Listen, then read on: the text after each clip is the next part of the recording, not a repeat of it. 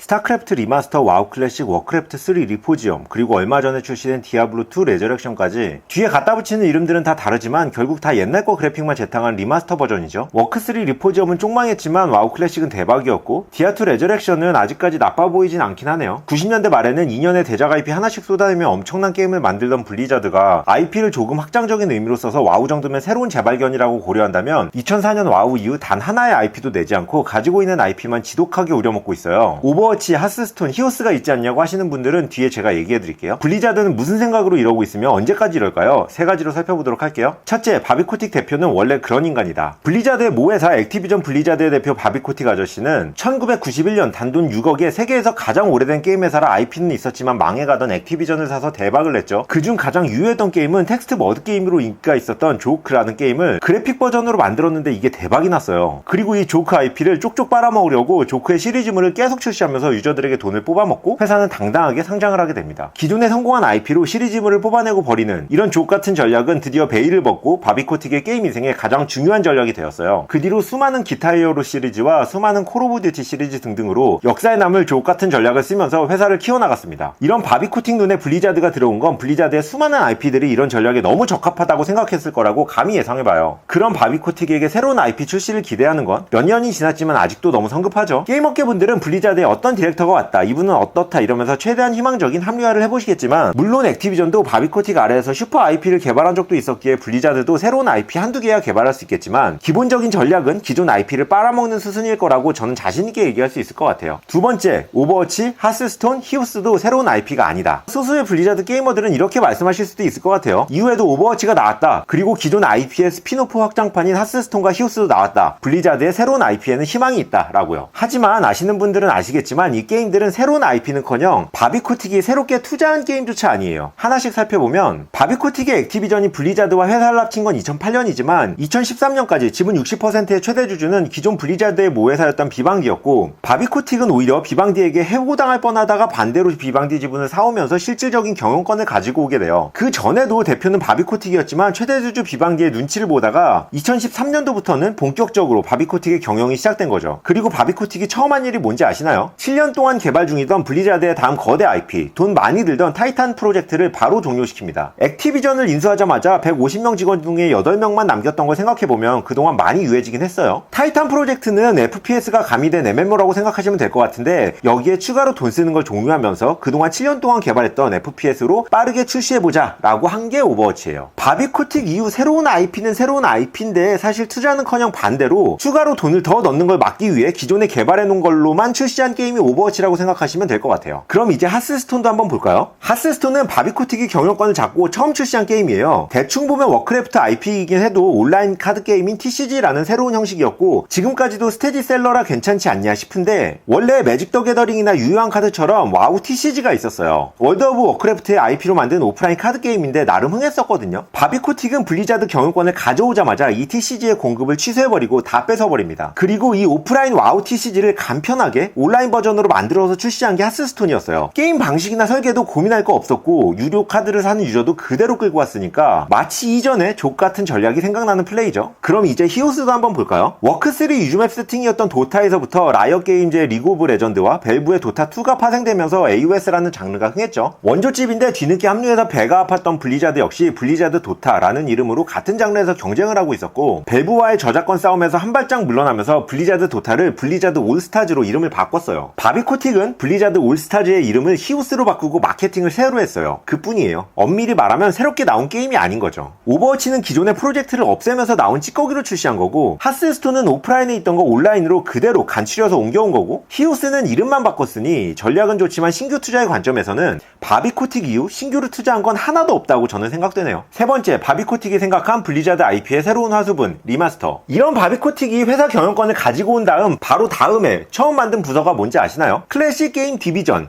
기존 IP를 재탕하는 본부를 만들었어요. 바비코틱은 처음부터 이럴 생각이었던 거예요. 돈 많이 드는 대형 프로젝트 같은 거 다 필요 없다. 기존 블리자드 IP를 가장 잘 가성비 있게 울거먹을 수 있는 방법은 리마스터다. 2013년 블리즈컨 행사에서 와우 리마스터 안 하느냐는 유저의 질문에 당신도 와우 리마스터 하고 싶을 것 같지만 사실 하고 싶지 않을 거예요 라고 조롱하듯 대답했었는데 2년도 안 돼서 바비코틱이 인수하자마자 바로 클래식을 개발 시작한 거죠. 사실 당시에 에이지 오브 엠파이어 2 같은 추억팔이하는 리마스터가 일종의 유행이기도 했어요. 근데 대부분 리마스터하는 게임들은 거의 리메이크에 가까운 수준으로 IP를 되살리는 형태였는데 바비코틱은 가성비 울거먹는 전문인데 인터페이스나 밸런스 같은 거 다시 개발하면 개발 시간이 너무 오래 걸리거든요. 그냥 똑같이 그래픽만 업그레이드해서 출시했죠. 그렇게 해서 스타크래프트 리마스터부터 시작해서 와우 클래식, 워크래프트2 리포지드, 그리고 이번에 디아블로2 리저렉션까지 나온 거예요. 아직도 새로운 IP가 기대되시나요? 너무 실망하셨을 듯한 불빠님들께 희망찬 메시지도 한번 들려드려 볼게요. 지금 생각나는 건 없습니다. 죄송합니다. 아니 그래도 이번이 마지막 리마스터 게임이라고 했으니 이건 거짓말은 아닐 거예요. 다음은 디아블로4 같은 시리즈 타이틀로 나오거나 그래도 하나 정도 새로운 IP는 준비하고 있지 않을까요? 다음 게임 라인업이 뭐가 될지는 정말 너무 궁금해요. 바비코틱이 IP를 우려먹는 거지 어디처럼 졸작을 내는 경영자는 아니거든요. 그리고 바비코틱이 진짜 이렇게 근시안적이기만 했다면 망할 뻔한 오래된 게임 회사를 지금까지 이렇게 어마어마하게 키웠을 리 없겠죠. 바비코틱의 긍정적인 부분에 대해서는 다음 액티비전 블리자드의 재밌는 게임이 출시될 때 한번 털어볼게요. 그리고 불빠님들 너무 실망하지 마세요. 그래도 더 족같은 NC발 게임들보단 낫잖아요.